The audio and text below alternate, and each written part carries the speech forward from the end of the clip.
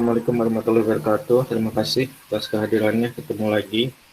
Kuliah kedua, persiapan design thinking. Design thinking itu dia bermulanya harus dari masalah. Kalau saya punya 60 menit untuk menyelesaikan masalah, Albert Einstein bilang saya akan mempergunakan, masih ingat nggak? 50 menit, Pak. 50 menit untuk apa? Untuk mengetahui masalahnya. Untuk mengetahui masalahnya, Nasya. Dan 10 menit untuk cari jalan keluarnya. Ini nanti kita akan break sebentar untuk kalian mengetahui atau menyepakati dulu masalahnya apa yang akan dibahas untuk proyek Anda berikutnya. Sudah pada punya kelompok ya? Ada yang belum punya kelompok? Nansa belum punya. Siapa lagi yang belum punya? Yang belum 4 silahkan. Saya, Pak. Nah, tuh sama siapa? Marsha sama siapa? Silahkan di chat aja ya. Mudah-mudahan bisa sampai desain brief. Tim sudah didahulukan. Terus kalau rencana proyek belakangan aja. Oke, good. Ini adalah tahapan-tahapan dari desain sprint ya. Ada yang bisa lihat tahapannya yang mana? Yang kita bahas kemarin. Empati ya, bukan yang bawah ya. Memang banyak aliran kan. Saya kemarin bilang akan ketemu kalian banyak aliran kalau nonton di YouTube itu kan. Tapi kita pakai aliran yang atas ya. Yang pertama apa? Empati. Yang kedua? Ketiga? Diet. Tempat. Iterate lagi. Iterasi. Empatinya ada apa? Kok kenapa kita harus empati? Gitu ya. Kita berempati itu kalau melihat orang punya masalah, betul kan? Kalau orang sedang bahagia, perlu empati nggak? Nggak perlu lah ya. Gitu ya. Orang-orang lagi bahagia kok gitu kan. Makanya itu ada di belakang tuh. Ada problemnya. Kita harus cukup sensi dengan masalah sekitar kita. Bahkan kalau perlu baper, terbawa perasaan mereka. Begitu ya. Terbawa perasaan bagaimana sih orang-orang itu dengan masalahnya masing-masing. Baru kita akan mampu mendefinisikan masalahnya itu apa atau masalah yang akan kita ambil apa. Karena orang itu punya banyak masalah kan. Orang punya banyak. Ada yang nggak punya masalah di sini? Gitu ya. Masalah kalian apa aja? Emang ada yang cuma punya satu masalah dalam hidup kalian sekarang ini? Nggak ada. Ya. Enak banget kalau cuma punya satu masalah, gitu kan? Pasti orang itu punya banyak masalah, apalagi sekelompok orang, dia punya banyak masalah, kan gitu. Kita sebagai desainer dalam hal ini, kalau harus menyelesaikan masalah-masalah mereka, pasti bingung, ya kan? Masalahnya banyak banget, mana yang harus diselesaikan duluan. Oleh karena itu kita perlu fokus. Kalian akan di grup, nanti akan saya minta diskusi. Masalah apa yang akan dibikin desain dari solusinya. Sekarang kita diskusi yuk. Menurut kalian Gojek itu booming apa enggak? Booming ya. Booming ya. Booming, Pak. Mungkin kan mulai dari nggak ada Gojek sampai ada Gojek kan ya? Mungkin ya. Oke. Ngerasain kan gitu ya. Sampai sekarang mungkin user dari Gojek udah berapa tuh ya? Di atas 50 juta kan ya. Oke. Kenapa Gojek itu bisa booming?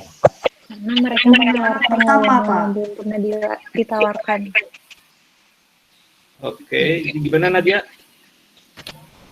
Karena mereka bisa menawarkan pelayanan yang belum pernah bisa ditawarkan sama orang lain. Menawarkan pelayanan atau solusi ya, yang belum pernah ditawarkan oleh orang lain kan gitu ya. Memang ya, problemnya apa saat itu? Coba Kania deh. Kania. Problemnya saat itu apa? Ya, Pak. Pada saat itu kan belum banyak ini adanya kayak Gojek online gitu kan. Masih ada Gojek pengkolan, yang pengkolan gitu.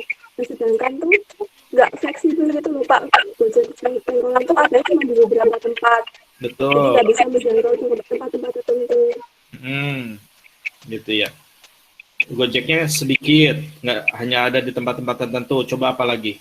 Dulu belum ada Gojek online. Harganya juga lebih mahal sih Pak. Nggak ada tarif tetapnya juga. Tarifnya mahal atau nggak jelas ya? Oh, tawar menawar. Coba yang lain lagi, Anissa. Bisa kasih tambahan nggak? Problem yang disolusikan oleh Gojek itu apa? Salah satunya ini sih Kak, kemudahan akses untuk aksesnya kan dulu tuh nggak bisa. Dulu tuh kita harus ke port gitu Pak. Karena kan dimanapun, kapanpun tuh kita bisa ngeakses gitu Pak. Oke. Good. Ada lagi nggak? Endah, problem apa yang disolusikan sama Gojek ini? Tadi pas tarif, terus lebih efisien juga Pak. Terus kita tuh tahu jalurnya gitu kan, ada gitu kan. Oke, good. Iya, gitu ya. Jadi pertanyaan pertama adalah tadi problem apa yang disolusikan? Tadi banyak ya. Sampai sekarang GoFood, GoShop, segala macam juga mensolusikan problem nggak? Mensolusikan kan gitu ya. Saat itu ketika nggak ada solusi itu, sakit banget nggak sih? Kerasa banget nggak sih problem itu? Gitu ya. Sakitnya tuh ada di sini. Nah, gitu kan. Masalah itu mengganggu banget kan ya? Betul ya? Mengganggu banget kan? Nah, gitu ya. Terus yang punya masalah seperti kamu tadi, banyak nggak? Banyak. Banyaknya banyak banget atau banyak sekali? Sekali. Banget. Apa bedanya? Banyak banget. Sakitnya sakit aja atau sakit banget? Problem itu. Sakit banget, gitu ya. Kalau banyaknya tadi yang punya masalah itu banyak aja atau banyak banget? Banyak banget. Terus saat itu belum ada solusinya kan? Seperti tadi yang pertama dibilang Nadia ya. Saat itu belum ada solusinya kan gitu.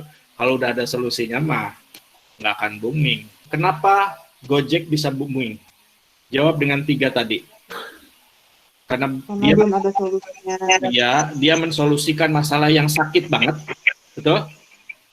Ya, Terus masalahnya itu dirasakan sama Orang banyak banget orang. Oke.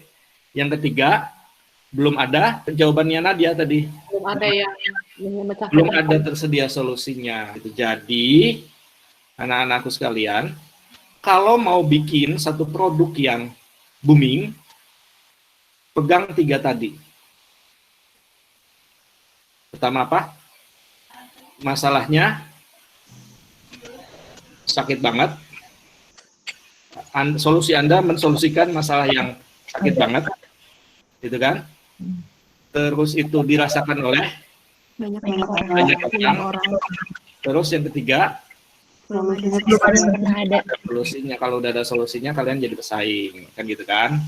Ya berdarah-darah lah. Itu bukan startup. Kalau startup mainnya di yang tidak ada pesaing. Tambah satu lagi. Ada yang bisa tebak nggak satu lagi? Solusinya adalah yang kalian bisa bikin. Kira-kira kalian bisa bikin. Bukan kalian ya, tim kalian ya. Misalkan kalian mau merancang solusinya banyak, begini painful, macet, susah cari ojek, panas, maka terus kalian terpikir solusinya adalah bikin baling-baling bambu kayak Doraemon. Seperti itu. Nah, itu mungkin apa enggak? Kan gitu kan. Kalau nggak mungkin dibikin, lupakan dulu. Gitu. Paham ya? So, ini adalah kriteria masalah yang baik. Sangat mengganggu. Dirasakan banyak orang. Ya, banyak itu relatif ya. Banyak itu bisa satu segmen orang atau banyak segmen. Semakin banyak segmennya, itu semakin mantap. Ingat kalau yang muslim itu ada hadis. Sebaik-baik manusia adalah yang bermanfaat. Memberikan manfaat buat apa Endah? orang lain. Orang banyak. Orang banyak. Gitu ya. Semakin banyak orang yang bisa dapat manfaat, maka kalian semakin baik. Saya senang banget ngajar design thinking, karena saya bisa ngajarin kalian memberikan solusi terhadap banyak orang. Kan gitu ya. Semakin banyak orang yang bisa disolusikan, maka kalian menjadi seorang yang semakin baik, semakin bermanfaat. Ada lagi hadis kedua, barang siapa memberikan kemudahan kepada problem orang lain di dunia, maka Tuhan akan memberikan kemudahan kepada yang bersangkutan di dunia dan di akhirat. Wah, gitu. Jadi mulia banget ya, design thinker ini mulia banget kan gitu. Perkara nanti jadi booming kayak Gojek, itu bonus, ya kan? Nah, booming jadi unicorn, di atasnya unicorn ya, Gojek itu sudah bukan unicorn lagi ya. Apa yang disebutnya? Ada yang tahu nggak? Dekakorn, Pak. Dekakorn, betul. Dekakorn itu berapa nilai valuasinya itu? Sudah di atas 10 juta dolar. Saya pernah ketemu GM-nya Gojek di Bandung.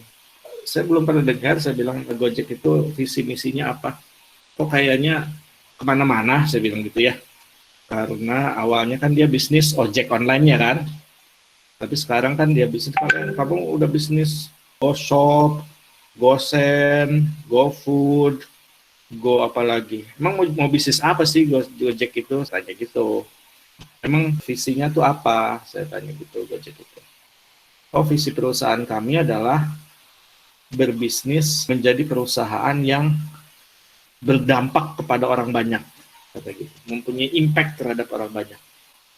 Ya intinya mah palu gada gitu ya. Apa lu mau gua ada kan gitu. Tapi keywordnya adalah orang banyak.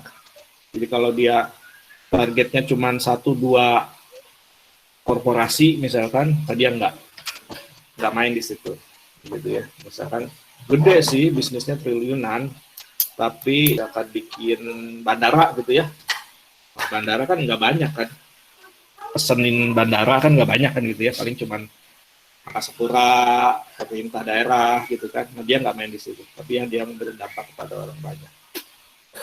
Ya itu intermezzo ya. Jadi saya suka mengajar design thinking ini karena kalian nanti akan punya kemampuan untuk memberikan solusi terhadap masalah, gitu ya. Dan berarti punya kemampuan untuk memberikan manfaat buat orang, begitu. Ini adalah kriteria masalah yang baik.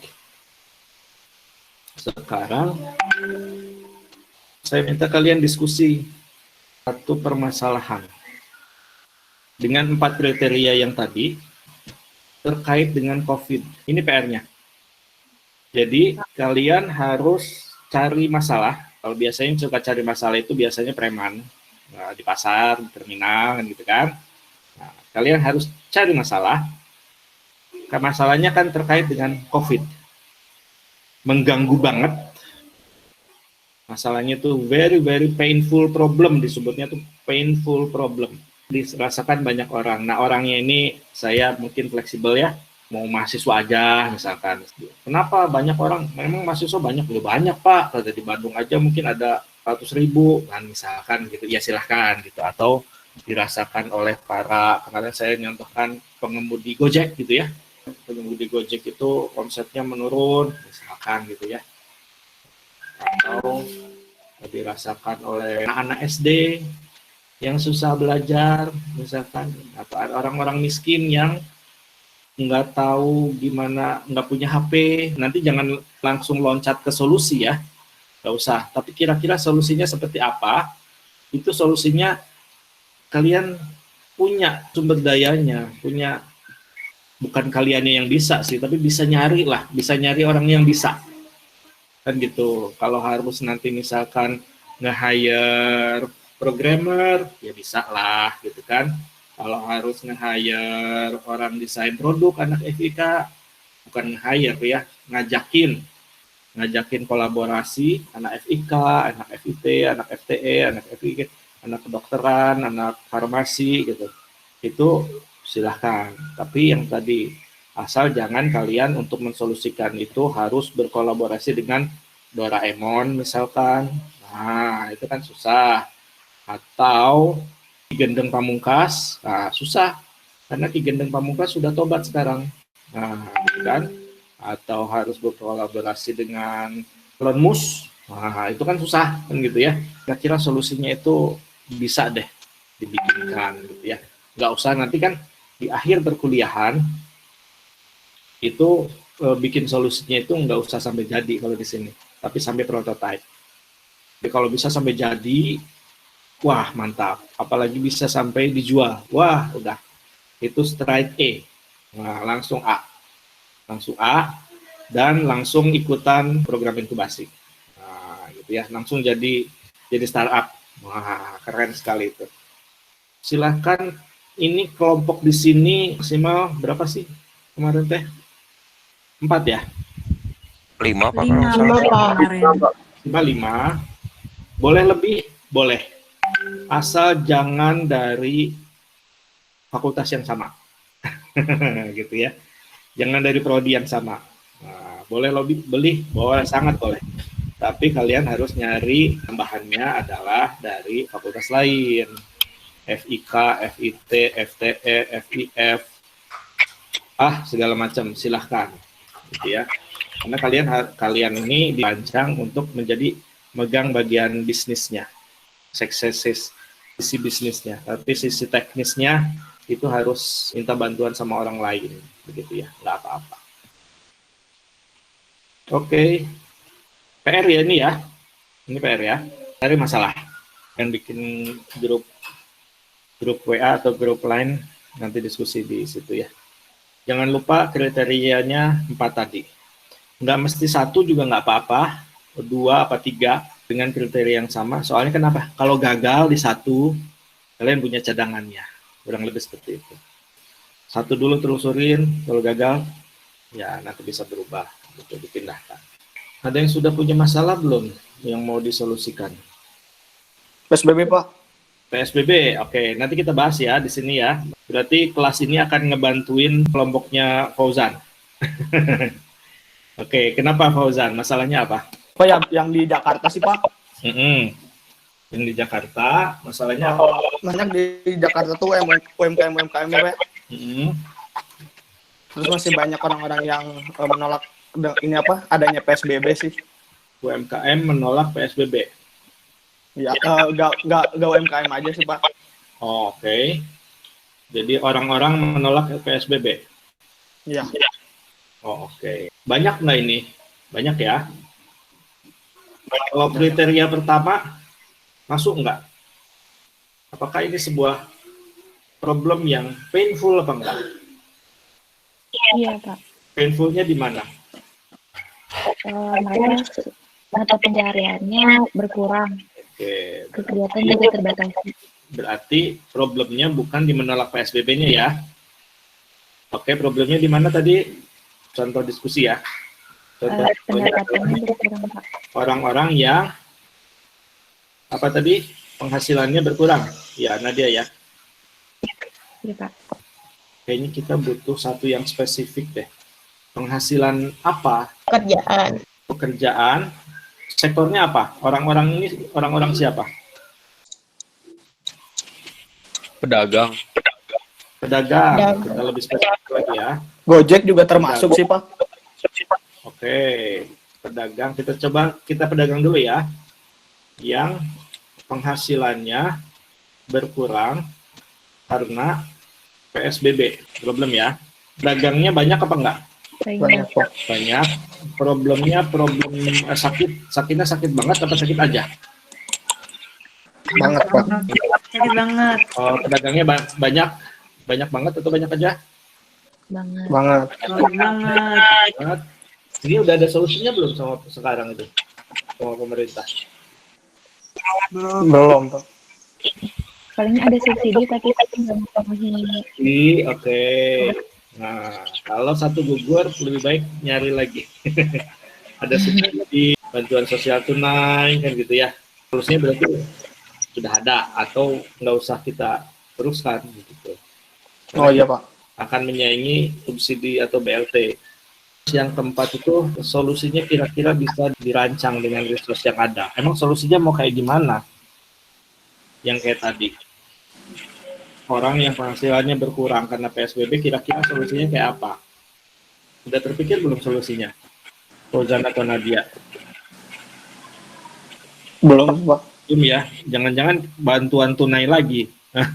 Kan repot kan gitu ya. Orang mahasiswa juga masih perlu bantuan tunai dari orang tua. Kan gitu. Memang tidak mudah ya. nyari masalah ini. Jadi jangan menyaingi preman di pasar suka nyari masalah. Misalkan dagang penghasilannya berkurang karena PSBB, ini masalah gitu ya.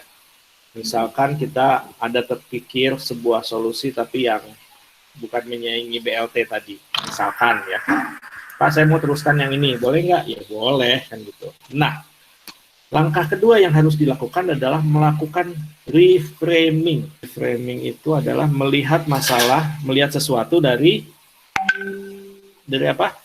Sisi pandang yang berbeda. Wah, penting ya, kan cakep sekali tuh. Siapa tadi yang jawab? Yang jawab? Hai Faninda, ya. Jadi melihat masalah dari sudut yang berbeda. Pedagang penghasilannya berkurang karena PSBB. Maka kita lakukan reframing. Reframing yaitu mengubah kalimat masalah ini menjadi sebuah kalimat peluang. Caranya adalah dengan menambahkan di depannya adalah kata-kata how might we. HMW ini. Di CTIB udah pernah diajarin ya HMW ya? Pernah diajarin? Oke, silahkan bikin HMW-nya. Kita reframing. Reframing-nya gimana? Dari sudut pandang yang positif. Coba kita bikin statement-nya. Bagaimana pedagang menghasilkan penghasilan. Penghasilannya apa? Bagaimana pedagang mencari penghasilan lain gitu, Pak? Ya, penghasilannya. Oh, mencari penghasilan lain. Oke, ada yang lain nggak? Penghasilan pedagang ya berdagang.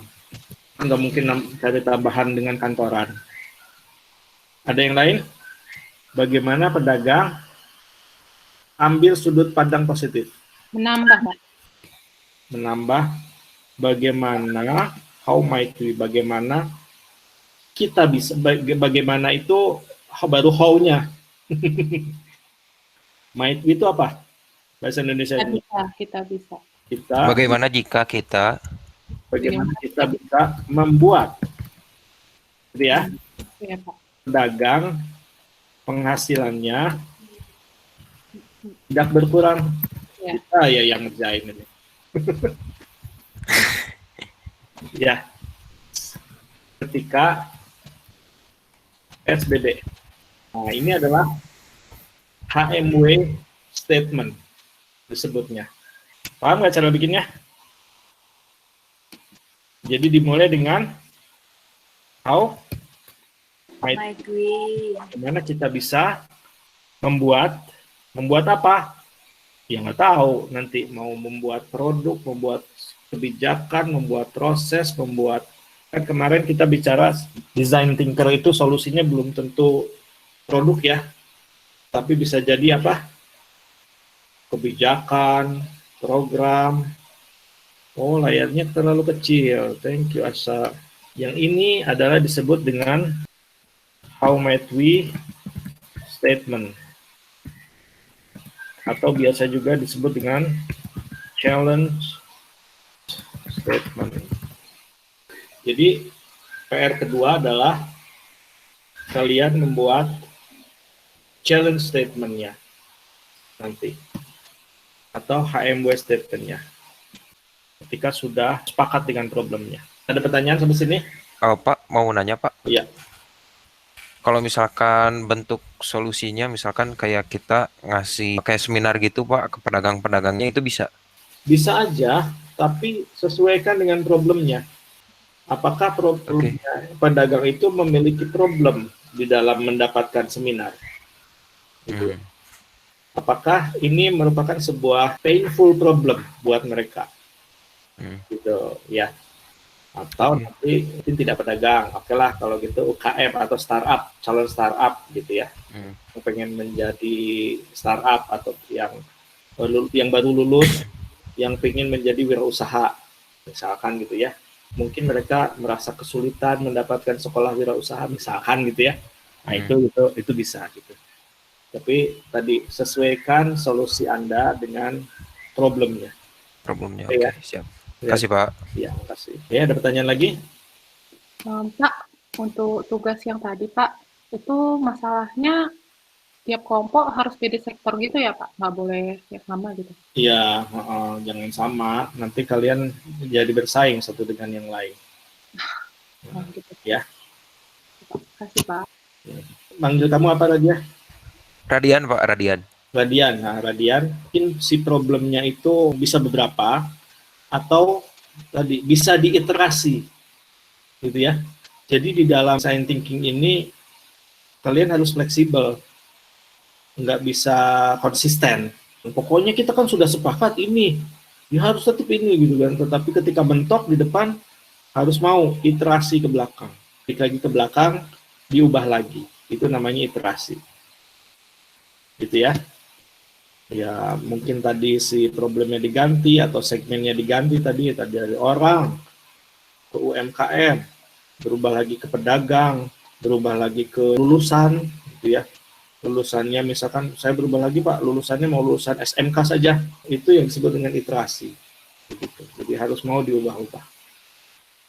Gitu ya. Enak ya, jadi startup boleh mencela-mencela. Pertanyaan lagi? Lanjut ya. Nah, baru setelah itu adalah kalian melakukan proses yang pertama apa?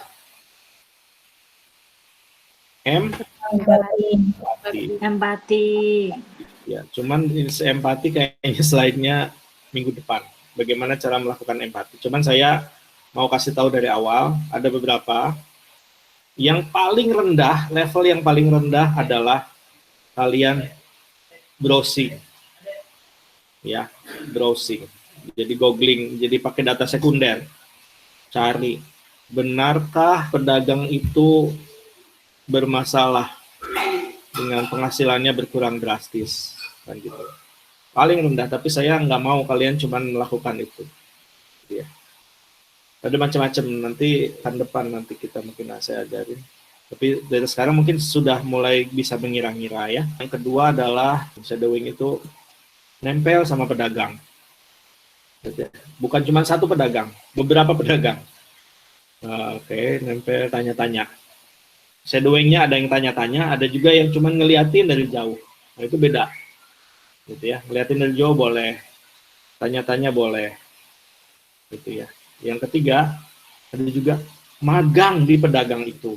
Misalkan ya, kalian nyemplung di situ, makan sama mereka, kerja sama mereka bareng, tidur sama mereka, itu akan lebih mantap lagi. Jadi risetnya itu dilakukan dengan betul begitu ya. Tapi tidak dengan satu pedagang. Jadi kalau misalkan tadi ada 4 orang, ya kalian harus nyebar. Nanti kalian akan harus bikin namanya persona. Nanti ketika ada 4 pedagang, kalian setidaknya bikin 4 persona lah, kurang lebih gitu. Bapak A dagang combro. Combronya ternyata banyak orang nggak beli combro ketika PSBB dan lain-lain gitu. Padahal dia harus menghidupi sekian anak, bayar SPP sekian dan lain-lain. Nanti akan kalian. Yang kedua, Ibu B dagang kangkung di pasar, misalkan gitu ya. Yang terjadi masalahnya begini-begini. Nanti dibikin namanya persona. Dan macam-macam nanti pekan depan. Tapi sudah siap-siap ya, saya kasih gambaran. Jadi siap-siap bikin project empathize ini, berempati terhadap mereka.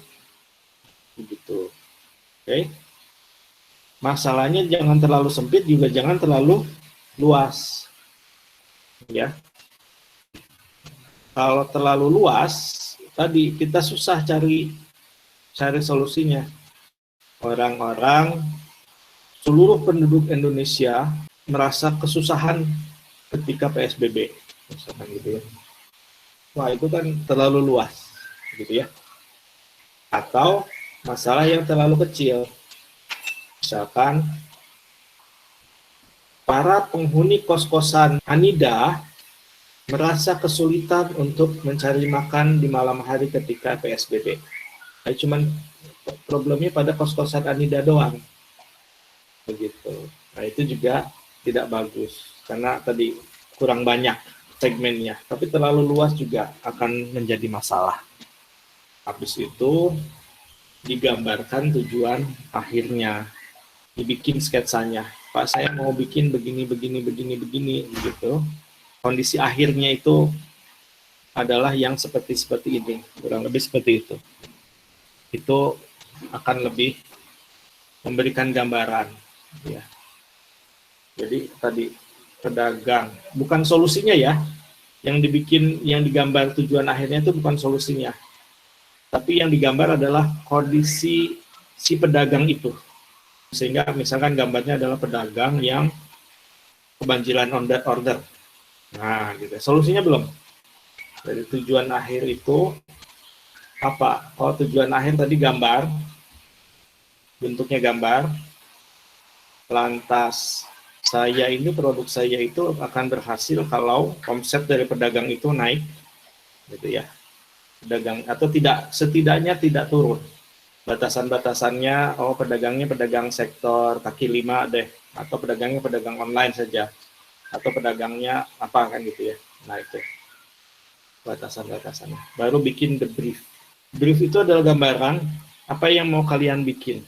Saya akan bikin, masalahnya adalah ini, yang saya akan bikin ini untuk siapa, kurang lebih seperti itu. Saya tulis aja. Nanti kalian bikin the brief ini. Ini nanti akan bikin semacam to-do list. Nah, ini pencarian informasi. Daftar informasi yang harusnya ini aja kali ya, karena kan belum tahu. Yang perlu diketahui dan belum diketahui. Susun daftar ini untuk bisa membuat empathize. Jadi menuju empathize. Nah, ini adalah brief. Ya, jadi yang mau kita bikin adalah brief. Mau nanya. Gimana, Nasa? Kan yang tentang yang perlu diketahui dan tidak diketahui tadi itu kan ada sumbernya. Nah, itu tuh kita boleh browsing atau yang ada di sekitar kita, Pak? Awal-awal browsing boleh. Ini belum mulai nyari info ya? Belum. Ya. Awal-awal browsing boleh. Tetapi pastikan ketika mulai jalan, empathize, kalian bisa gaul sama mereka, bisa masuk ke mereka. Kalau gaul kan nggak mesti ketemu fisik gitu ya. Kasus real di Bandung itu kemarin, kalau kalian pernah dengar, harga tomat itu anjlok di tingkat petani sampai Rp500, nyampe Bandung 2.500 sampai 3.000.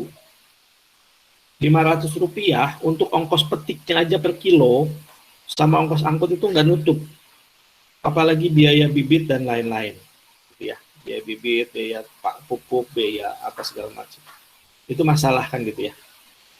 Nah, nanti ketika kalian mau ngambil data ke mereka, ya kalian mesti kira-kira pikirkan, saya harus ke petani tomat, aduh, mungkin nggak tuh untuk datang ke petani tomat, gitu kan? Atau saya mau nyari grup WA para petani tomat, misalkan gitu ya. Misalkan ada, nah itu akan cukup bagus gitu. Atau saya mau nyari grup Facebook para petani tomat di Pangalengan, siapa tahu ada. Nah, gitu. Itu salah satu bentuk dari empathize. Silahkan kalau mau seperti itu. Jadi pastikan ada kemungkinan untuk mendapatkan datanya. Itu ya anak saya. Ada ya, Pak. Makasih, Pak. Pak, mau nanya, Pak. Ya. Perkiraan solusi tadi itu ntar di nomor 3 ya, Pak? Yang gambar tujuan akhir itu solusinya juga, Pak? Bukan solusi. Nomor 3 belum solusi. Belum nomor ya, Pak? 3 itu, mungkin kalau tadi petani tomat itu, kalian gambarkan petani tomat yang sejahtera gitu kali ya. Harganya stabil, gambar grafik harga tomat, gitu. Kurang lebih seperti itu. Jadi belum solusi, karena solusi itu kan tahap keberapa? Tahap ketiga kan, solusi itu. Empathize, divine, terus ideate. Nah, yang baru di tahap ketiga ideate. Ideate pun tidak boleh satu. Nanti kalian nggak boleh cuman bikin satu calon solusi. Enggak, minimal tuh 8. Minimal. Jadi nggak boleh digambarkan di brief ini. Ya, jangan dulu digambarkan di brief ini. Brief mah tadi kondisi yang masih global aja, mungkin gambaran situasi akhirnya. petani tomat yang seperti apa, pedagang yang seperti apa, gitu. Dan bentuknya gambar ya. Boleh sih googling dan lain-lain, kopas di situ.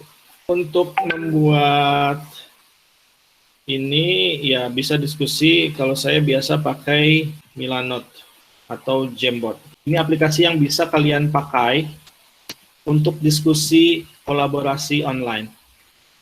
Kayak papan tulis ini teh. Terus semuanya bisa nulis di situ pakai post-it.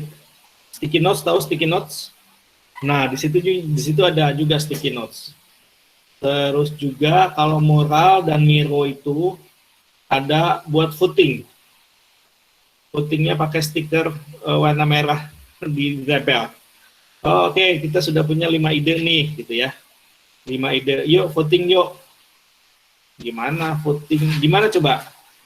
Idenya ada 5, member grupnya ada 5, footing. Gimana caranya? Gimana menentukan prioritas 1, 2, 3-nya? Pakai footing. Gimana caranya footingnya? Caranya adalah satu orang jangan dikasih 1 hak suara. Satu orang, kasihlah 1 orang itu 3 atau 4 hak suara. Paham nggak? Gitu ya. Atau 5 hak suara. Dan bebas. Boleh 5-5-nya itu ditumplekkan di satu ide. Boleh. Dan dibebaskan gitu. Nanti akan muncul tumplekan suara itu di ide yang mana. Gitu ya.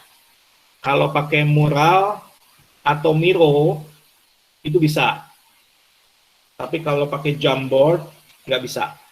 Ini kalau kelasnya offline aja, aduh asik nih. Kelasnya offline pakai sticky post itu. Tempel ide, ayo voting. Votingnya gimana? Pakai turus, pakai pulpen gini, bebas. Nah, 1 orang 4 hak suara. Nah, langsung gitu. Itu cepat sekali. Gitu. Paham ya? Nah, itu salah satu bentuk dari brainstorming, pengambilan keputusan dengan cara seperti ini. Bapak mau tanya? Ya. Brief itu Pak, jadi itu kita kayak nyari akar permasalahannya ya Pak? Brief itu mencari, ya bisa jadi seperti itu, dan jadi menggali permasalahannya? Iya, betul. Dan disampaikan dalam 1 slide. Ini isinya sebenarnya 1 slide. Gitu. Saat maksimal 3 slide deh kalau mau gede-gede fontnya. Gitu ya. Nanti pekan depan presentasi. Gitu. Nggak boleh lebih 1 menit. Hanya 1 menit. Saya akan bikin ini. Nanti paling mengkritisinya yang agak lama. Soalnya mau dibetulin, bukan dikritik, mau dibetulin. Kira-kira ini terlalu global masalahnya, ini terlalu spesifik masalahnya, gitulah. Kurang lebih seperti itu. Dan nanti kalian presentasi disebutnya pitching, kalau bahasa startup itu pitching, ya. The brief, kita statement aja, kita state ya, brief itu maksimal 4 slide ya. 4 slide, maksimal 4 slide. Nggak usah gantian, 1 orang aja. Gitu. Ada pertanyaan lagi? Tadi ada yang nge-chat. Pak, itu Dina tanya di komen, Pak. Mana Dina. Ya, jangan dulu bikin solusi. Oke? Jadi, tujuan akhir itu adalah visualisasi dari keadaan akhir. Kalau bingung, nggak usah dibikin kondisi akhir juga nggak apa-apa kali, tapi kayaknya akan lebih mudah kalau divisualisasikan deh. Tidak usah bagus-bagus, kopas-kopas gambar dari Google boleh, atau video dicoret-coret di kertas begitu. Kurang lebih seperti itu. Oke. Betul Dina, gambaran. Bukan gambaran dari masalah. Gambaran dari situasi di akhir setelah orang mendapatkan solusi. Petani tomat yang tadi adalah gambaran seperti apa? Oh, petaninya sejahtera gitu. Harganya stabil. Gitu aja. Solusinya apa? Belakangan. Ya. Jangan langsung loncat ke solusi saya mau bikin apps tomat.com. Jangan dulu berpikir seperti itu. Siapa tahu solusinya bukan apps. Gitu kan? Jangan dulu. Ya. Siapa tahu solusinya yang lain, penjadwalan tanamkah atau apa, regulasi mungkin, bikin gudang tomat atau apa, terserah nanti kan gitu ya. Atau mau bikin pabrik pasta, solusinya ternyata pasta tomat nih. Saya mau bikin pabrik pasta, asik tuh kan gitu. Tapi jangan dulu loncat ke sana, oke? Jangan dulu loncat ke solusi. Setelah kalian empathize, ideate, baru keluarkan alternatif solusi. Gitu ya. Ada pertanyaan? Tidak ada. Oke. Kalau tidak ada, saya cukupkan mungkin pertemuannya sekarang. Iya, saya masih utang slide kemarin ya. Sama slide sekarang saya akan kasihkan. Oke, anak-anak sekalian, semoga bisa paham di sesi yang sekarang ini. Dan kalian bisa jadi orang yang bermanfaat buat orang banyak. Nah, belajar ini menjadi Amin. banyak gitu ya. Nanti Tuhan kasih bonus. Sehat-sehat semuanya ya. Billahi taufiq wal hidayah. Assalamualaikum warahmatullahi wabarakatuh. Waalaikumsalam. Ya. Waalaikumsalam. Makasih Pak. Waalaikumsalam. Waalaikumsalam. Makasih banyak Pak.